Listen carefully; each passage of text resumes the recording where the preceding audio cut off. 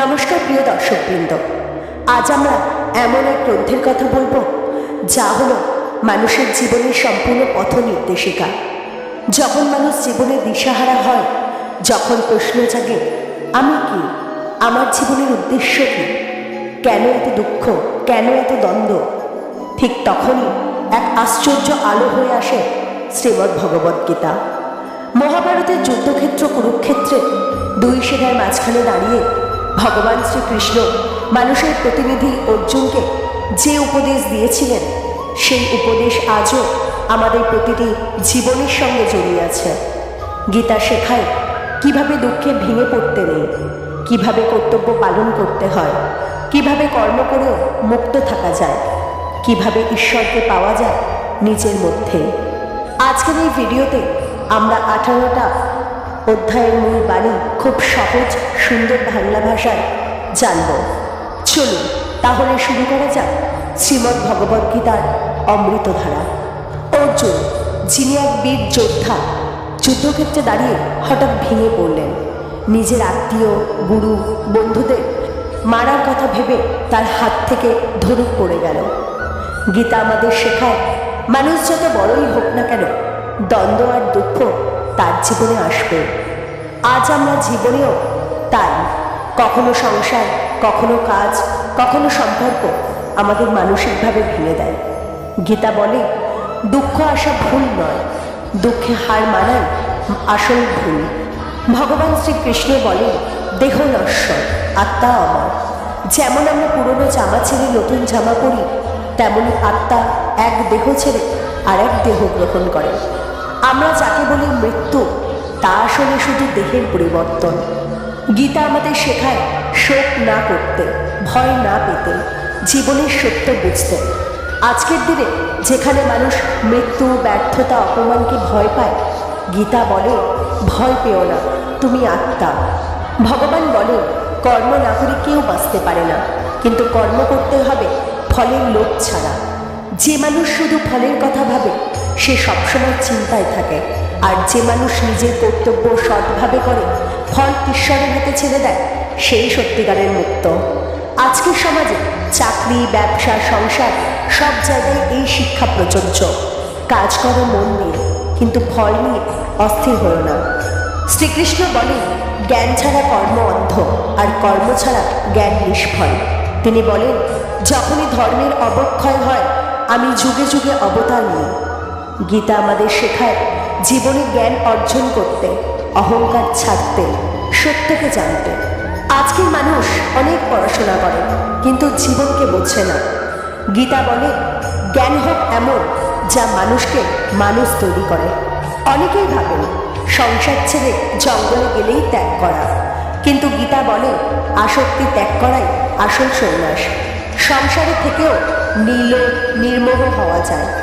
গীতা আমাদের শেখায় ভিতরের শান্তি, অহংকার মুক্ত জীবন, আর ঈশ্বরকে হৃদয়ে অনুভব করা।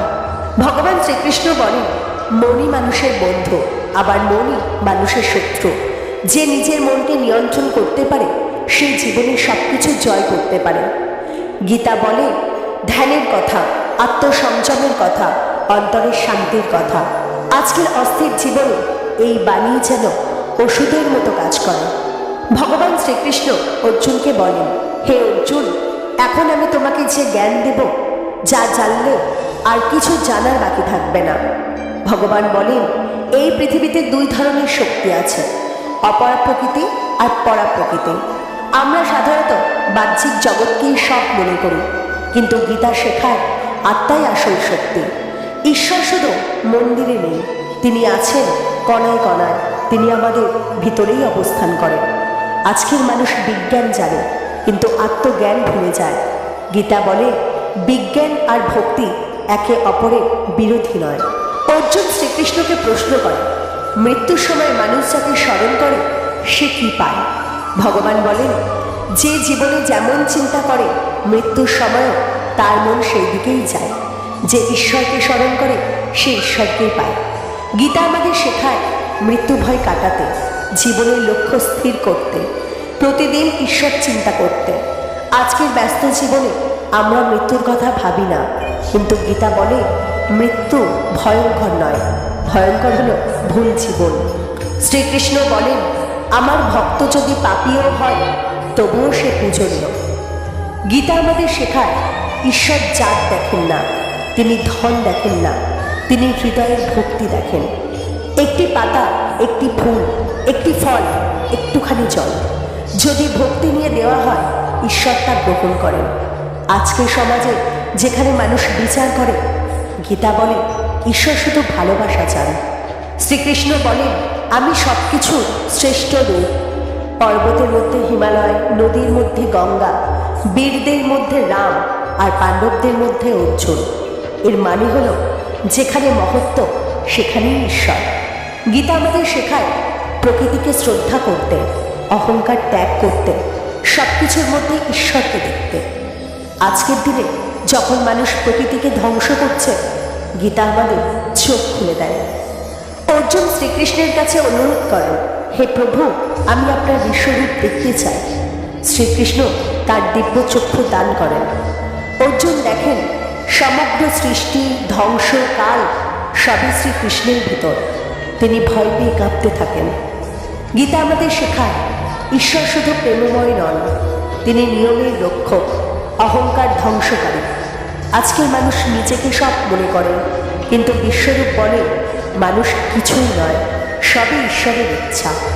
ভগবান বলেন এই শরীর হল ক্ষেত্র, আর যে এই শরীরকে জানে সে হল ক্ষেত্রজ্ঞ অর্থাৎ আত্মা।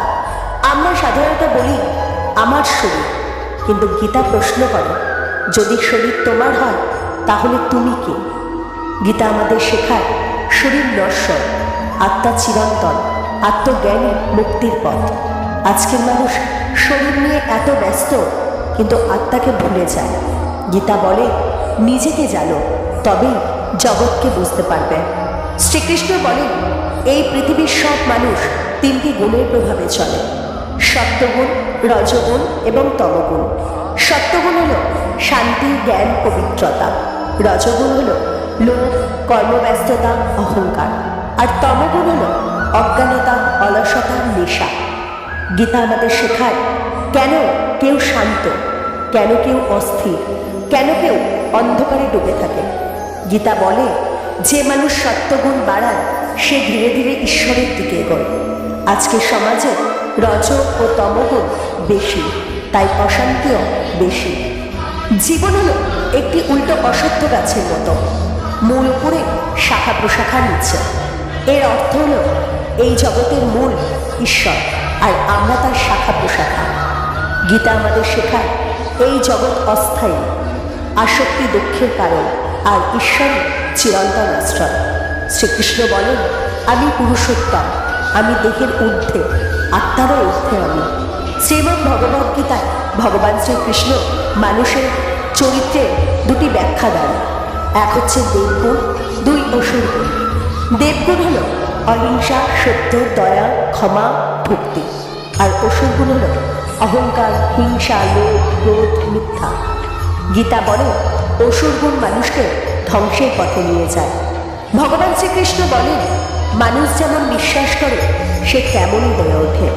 কেউ সাত্ত্বিক বিশ্বাসে চলে, কেউ রাজসিক, আবার কেউ তামসিক। খাদ্য, পূজা, ত্যাগ সব কিছুর মধ্যেই এই তিন গুণ কাজ করে। গীতা আমাদের শেখায় বিশ্বাস গড়ে তোলে চরিত্র, অন্ধবিশ্বাস নয়, শুদ্ধ বিশ্বাসই দরকার।